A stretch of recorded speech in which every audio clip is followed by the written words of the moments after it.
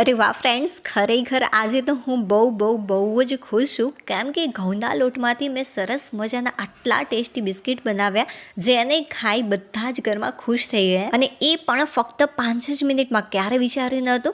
તો ચાલો જોઈ લે કઈ રીતે બને છે. સૌથી પહેલાં તો આનો અવાજ સાંભળી લો કે કેટલા ક્રિસ્પી બન્યા છે આ બિસ્કિટ.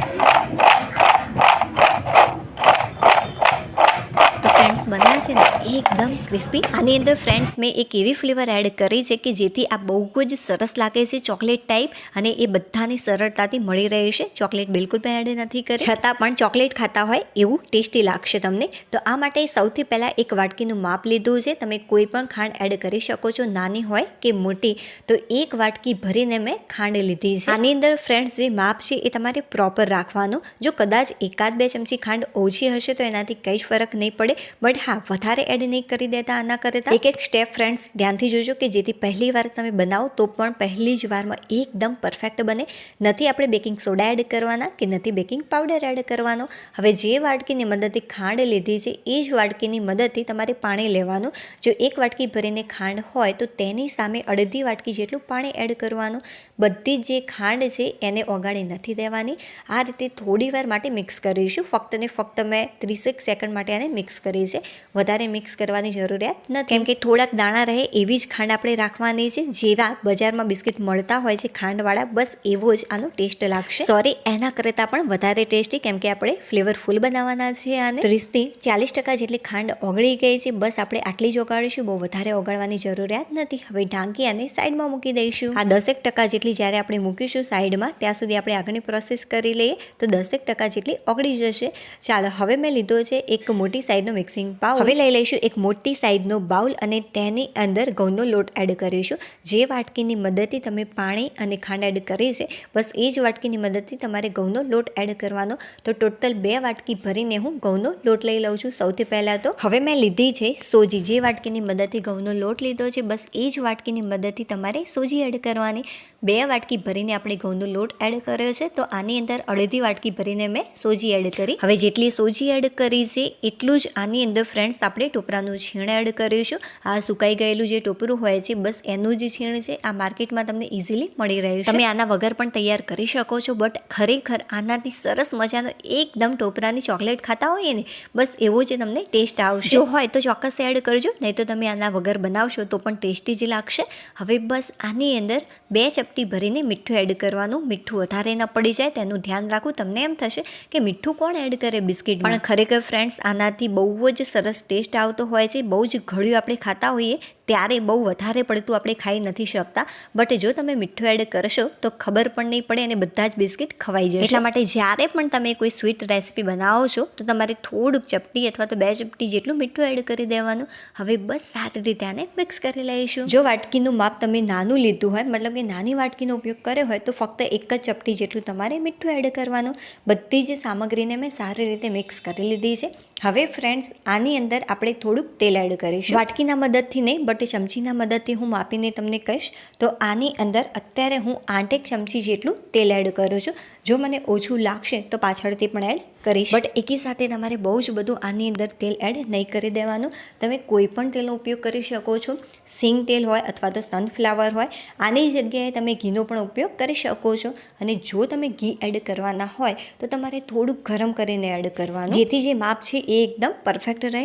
હવે બસ સારી રીતે આને મિક્સ કરી લઈશું। અને હા ફ્રેન્ડ્સ, મારી આ રેસીપી તમને થોડીક પણ પસંદ આવી રહી હોય તો પ્લીઝ વિડીયોને લાઇક કરી દેજો।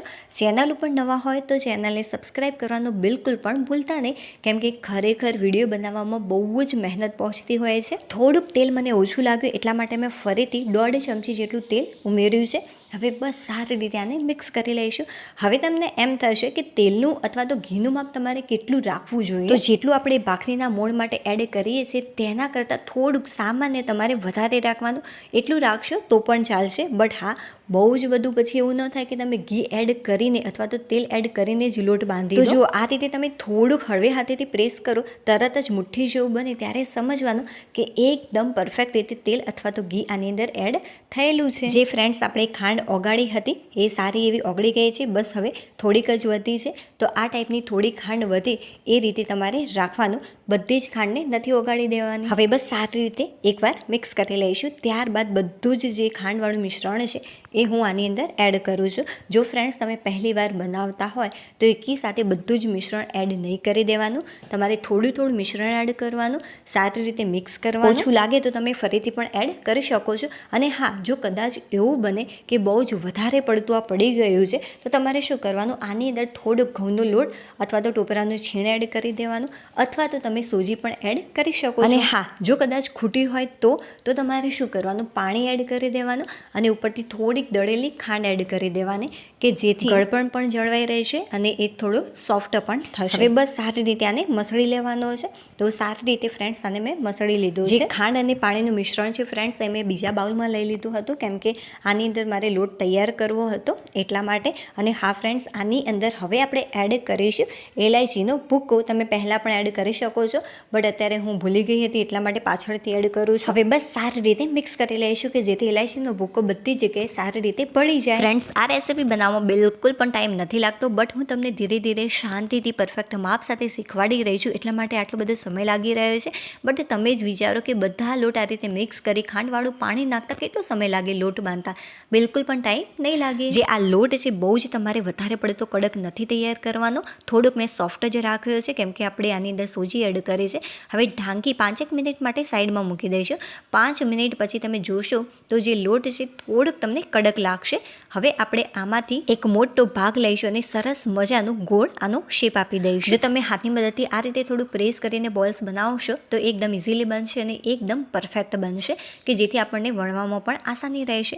હવે શું કરવાનું, ઓરસ્યો લઈશું અને વેલણ લઈશું અને આ બંને ઉપર સારા પ્રમાણમાં તેલ લગાવી લઈશું. તમે ઘીનો પણ ઉપયોગ કરી શકો છો કેમ કે તેલ કરતાં ઘી વધારે હેલ્ધી રહેશે. ફ્રેન્ડ, જો તમે મોણ માટે પણ તેલની જગ્યાએ ઘી યુઝ કરશો તો વધારે સારું રહેશે. ભલે મેં તેલનો ઉપયોગ કર્યો પણ મારા જેટલા પણ વ્યુઅર્સ આ રેસીપી બનાવે એ સારી અને થોડી હેલ્ધી બને, બસ એવો જ મારો પ્રયત્ન રહેતો હોય છે. એટલા માટે હું તમને હંમેશા સાચી સલાહ આપીશ. હવે બસ આપણે લઈ લઈશું જે આપણે ભાગ તૈયાર કર્યો હતો એ અને સરસ મજાનો રોટલો વણી લઈશું. બહુ જ પાતળો ન થઈ જાય એનું ખાસ ધ્યાન રાખવું. અને હા, બહુ જાડો પણ નથી કરવાનો. જો તમારે બિસ્કિટ મારા જેવા એકદમ ક્રિસ્પી તૈયાર કરવા હોય, એકદમ કડક અંદરથી પણ, તો તમારે થોડોક પાતળો વણવાનો. અને જો તમારે ક્રિસ્પી અને અંદરથી થોડાક સોફ્ટ કરવા હોય તો જે આ રોટલો છે એ તમારે થોડોક જાડો વણવાનો. તો બસ આ રીતે મેં મીડિયમ સાઇઝનો રોટલો વણી લીધો છે. તમે બહુ જ મોટી સાઇઝનો રોટલો વણી શકો છો કે જેથી એક સાથે બહુ જ બધા બિસ્કિટ તમે આ રીતે તૈયાર કરી શકો.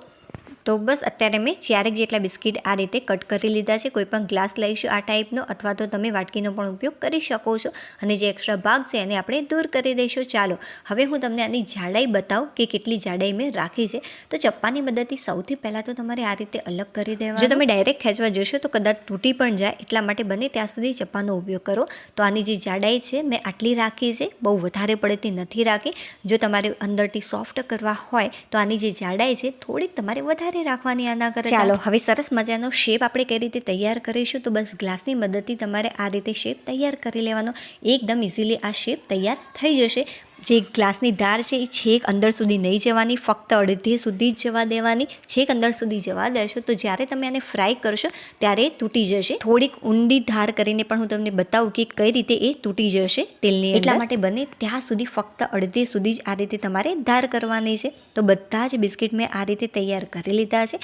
હવે ફ્રેન્ડ્સ આને ફ્રાય કઈ રીતે કરવાના એ ધ્યાનથી જોઈ લેજો. તો બંને પ્લેટ મેં આ રીતે તૈયાર કરી દીધા છે. તો 2 વાટકી ઘઉંના લોટમાંથી બહુ જ બધા બિસ્કિટ તૈયાર થઈ જતા હોય છે.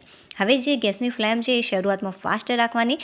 તેલ થોડું ગરમ થાય ત્યારે જે ગેસની ફ્લેમ છે તમારે ધીમી કરી દેવાની. તમે જોઈ શકો છો તેલ બિલકુલ પણ વધારે ગરમ નથી થયું. બસ આ જ સ્ટેપ તમારે ઇમ્પોર્ટન્ટ રાખવાનું અને આ જ સ્ટેપ બિસ્કિટ આની અંદર ઉમેરી દેવાના. બહુ જ વધારે મેં ગરમ નથી કર્યું. જ્યારે પણ તમે આ રીતે ઉમેરો છો ત્યારે જે ગેસની ફ્લેમ છે એ તમારે એકદમ ધીમી રાખવાની અને ત્યારબાદ જ બધા બિસ્કિટ એડ કરવાના.